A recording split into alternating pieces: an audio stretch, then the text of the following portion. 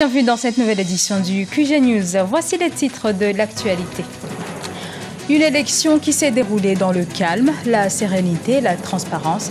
C'est en ces termes que l'Union africaine qualifie l'élection présidentielle en Centrafrique.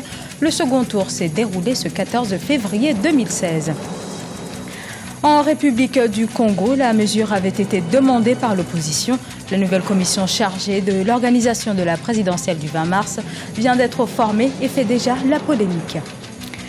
La ligne maritime Cotonou-Pointe-Noire entre officiellement en service au Bénin.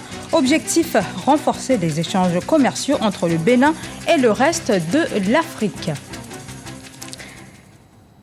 Mais avant de développer ces titres, lancement officiel ce vendredi de la campagne électorale au Bénin. 33 candidats sont en lice. Une campagne qui débute avec une préoccupation. Les cartes électorales ne sont pas encore toutes prêtes. Le premier tour avait justement été repoussé pour cette même raison au 6 mars 2016. Et les Centrafricains ont donc voté ce 14 février au second tour de l'élection présidentielle. Ce scrutin est d'une portée considérable dans ce pays plongé dans une crise politique depuis 2013. L'Union africaine et son chef de la mission d'observation en Centrafrique, Souleymane Ndéné Ndiaye, se disent satisfaits de ce processus électoral. Olivia Yere-Dobré. L'Union africaine qualifie de mineures les irrégularités notées lors des élections en République centrafricaine. Le chef de la mission d'observation de l'Union africaine en Centrafrique, Souleymane Ndéné Ndiaye, a déclaré ce jeudi 18 février 2016 que le double scrutin du 14 février 2016 s'est déroulé dans le calme, la sérénité et la transparence, estimant que les difficultés logistiques rencontrées ne sont pas de nature à entacher la crédibilité de ces deux scrutins. Cette annonce intervient alors que l'un des deux candidats en lice pour le second tour de la présidentielle, Georges Dologele, a accusé mercredi 17 février 2016 son rival Faustin Archange Touadéra de fraude organisée lors de ce scrutin. Il y a des bureaux de vote qui sont apparus dans certains arrondissements lors de la proclamation des résultats partiels de Bangui. Ce sont des bureaux de vote fictifs. Nous avons reçu plusieurs situations d'intimidation avec des chefs de milices armées arpentant les quartiers et les villages ou les abords des centres de vote pour orienter le vote des citoyens. Autre polémique née ce mardi 16 février 2016, selon l'équipe de campagne du candidat Faustin Archange Touadéra, le frère d'Anissé Georges Dologele aurait rencontré secrètement le rapporteur général de l'autorité nationale des élections, Julius Ngouadé-Baba. Ce dernier a par ailleurs été mis à l'écart par la présidente de l'ANE pour ne pas perturber le processus électoral. Le rapporteur général de l'Agence nationale des élections, qui est censé être impartial, s'en est mêlé à des situations que nous déplorons tous. Et que ce personnel de cette agence se mêle à des situations comme ça, c'est déplorable. Aujourd'hui, l'ANE a pris des dispositions et donc nous saluons ce courage de la part de la présidente de l'ANE, Madame Koué. Comment on peut parler de fraude alors que les élections sont déroulées correctement sur toute l'étendue du territoire et que les observateurs internationaux ont pris acte du bon déroulement du scrutin et qui s'est déroulé dans la paix, dans la transparence, dans la sérénité. À l'Agence nationale des élections, les observateurs de l'Union africaine recommandent la révision des listes électorales et leur affichage systématique, ainsi que la poursuite de la formation des agents électoraux. Quant aux partis politiques, il leur est suggéré de respecter le verdict des urnes et le recours aux moyens légaux en cas de contentieux, mais surtout de privilégier la paix. Élection présidentielle également au Congo-Brazzaville, à un mois du scrutin du 20 mars. Le président Denis Sassou Nguesso a nommé ce jeudi les membres de la nouvelle commission nationale électorale indépendante qui remplace celle qui était en fonction depuis 2001. La configuration et la composition de cette structure sont boudées par l'opposition qui conteste notamment son indépendance. Diarra Ndiaye.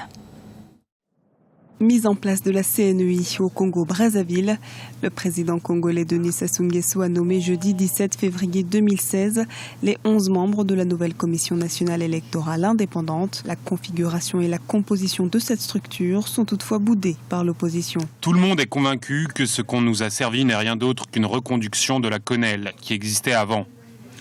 Les animateurs sont restés les mêmes, donc il n'y a aucune évolution. C'est du copier-coller.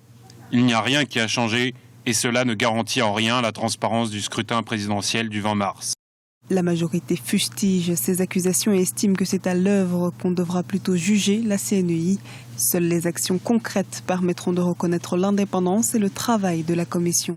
Le problème de la commission, ce n'est pas que l'on ait nommé telle personne ou telle autre, mais c'est de mettre entre les mains de ces personnes nommées des outils de travail. Et les outils de travail en matière électorale, c'est la loi. La nouvelle loi a voulu désormais, dans le bureau de vote, toutes les sensibilités soient représentées. De même qu'elles sont représentées dans les commissions chargées de la compilation des résultats. La loi a voulu, avec la modification intervenue par le vote de la loi du 23 janvier 2016, a voulu que dans chaque bureau de vote, il y ait un représentant de chaque candidat aux élections politiques. Il y a donc, pour tout dire, un ensemble d'ingrédients. C'est cela qui fait l'indépendance de la commission par rapport aux candidats, par rapport même à ceux qui détiennent le pouvoir d'État et qui les nomment. La nouvelle Commission nationale électorale indépendante a été adoptée en janvier 2016 par les 2 chambres du Parlement congolais au terme de la réforme de la loi électorale de 2001. La CNEI se chargera entre autres de l'application de nouvelles dispositions concernant la préparation, l'organisation et le déroulement des futures élections, notamment le très attendu scrutin présidentiel anticipé du 20 mars 2016. Dans l'actualité en bref, en Guinée, une quinzaine de syndicalistes ont été arrêtés au 4e jour de grève générale. Ils sont soupçonnés d'avoir pris part à des heurts dans des quartiers de la capitale Conakry. Ce jeudi, la Guinée est confrontée à une vague de contestation. Les principaux syndicats de travailleurs demandent entre autres la revalorisation de la pension de retraite ou encore la baisse du prix du carburant. Au Bénin, je vous le disais en titre, après 26 ans d'inactivité, la compagnie béninoise de navigation maritime reprend du service. La ligne maritime Cotonou-Libreville-Pointe-Noire vient d'être lancée en partenariat avec la compagnie capverdienne Diallo & Messedo Shipping Company. Objectif, faciliter les échanges commerciaux et le déplacement des personnes entre les pays côtiers de l'Afrique occidentale et centrale. Un reportage de notre correspondant au Bénin, Lefty Ounou, commentaire Franck Noudofina. La ligne maritime Cotonou-Libreville a été officiellement lancée ce jeudi au Bénin. La compagnie béninoise de navigation maritime Cobenam a mis en place au port de Cotonou le navire qui doit relier Cotonou, Libreville et Pointe-Noire. Objectif, renforcer les échanges commerciaux entre le Bénin et le reste de l'Afrique. Cette mise en service intervient 26 ans après l'exploitation par la Cobenam de son dernier navire, le MS Ganvier, de 1978 à 1990. Nous avons compris aujourd'hui que, en ce qui concerne le transport maritime, les armements nationaux ne pourront pas affronter les multinationales car elles ont occupé la place et nous ne pouvons pas les concurrencer. Nous pouvons partir aisément aujourd'hui de Cotonou à Libreville, de Cotonou même en Afrique du Sud. Ne parlons pas de Tanger au nord, au Maroc. Nous pouvons aller dans tous ces pays-là. Donc tous les ports, nous pouvons transporter et les conteneurs et les marchandises et les passagers. Ce nouveau navire assurera le transport mixte de passagers et de marchandises en ligne régulière pour la desserte des ports de Cotonou, Libreville et Pointe-Noire. L'infrastructure dispose d'une capacité d'accueil de 700 passagers, 36 conteneurs, 70 véhicules et 1500 tonnes de vrac. C'est le fruit du partenariat public-privé sur lequel le chef de l'État a toujours insisté. Et aucune de nos compagnies, aucune de nos entreprises publiques ne peut atteindre ses objectifs s'il n'a pas l'accompagnement des privés. Et je crois que la Cobenam l'a compris et a initié ce partenariat qui aujourd'hui donne son fruit. La compagnie béninoise de navigation maritime Cobenam s'apprête également à mettre en place des bateaux-bus à fond plat pour assurer un service public de transport de passagers et de marchandises sur les voies fluviales et lagunaires entre Cotonou-Porto Novo d'une part et Cotonou-Calavi d'autre part. Remise de diplôme ce jeudi au Gabon à 80 étudiants de la BBC School Management. Licences et masters ont été délivrés à ces étudiants de filières telles que la banque ou encore l'assurance. Une réussite pour cette école qui entend être un lieu fondamental dans la formation professionnelle au Gabon et dans le reste du continent. Un reportage de Douglas Ntoutoum, notre correspondant au Gabon. Les lauréats de la promotion 2015 de BBS School of Management ont reçu leur parchemin ce jeudi à Libreville. Ils étaient au total 80 à recevoir leur diplôme de fin de cycle, licence et master professionnel, spécialité banque, finance, assurance et global master management. Après leur formation, les lauréats ne demandent plus qu'à exploiter leurs connaissances sur le terrain. Si le savoir est une arme, alors, messieurs les décideurs et directeurs, vous verrez défiler sur cette estrade différents calibres, tous prêts à l'usage.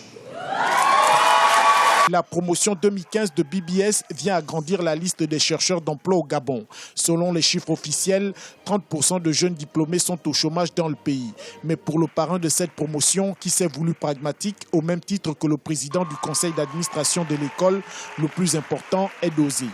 Oser, changer, apprendre, positiver, exiger, chers filleuls. C'est un message de confiance. Leur dit qu'il faut qu'ils aient confiance en eux-mêmes, qui prennent l'exemple sur ce qui les ont précédés, qu'ils puissent oser, qu'ils puissent entreprendre, qu'ils puissent ne pas avoir peur du changement, parce que le fait de rentrer dans le monde de l'entreprise ne doit pas, je dirais, les rendre plus timides, mais bien au contraire. Faire de leurs étudiants le fer de lance du continent africain, c'est l'objectif visé par BBS School of Management. Depuis sa création en 2008, BBS offre aux bacheliers, étudiants et professionnels des formations en banque, finance, assurance, audit, contrôle, gestion des systèmes d'information et management global. Depuis 2015, BBS propose des masters entrepreneuriat et management de projets. Ce journal a été réalisé par l'ensemble de la rédaction. Nous vous remercions pour votre fidélité. Dans un instant, une nouvelle édition de l'actualité sur Africa 24.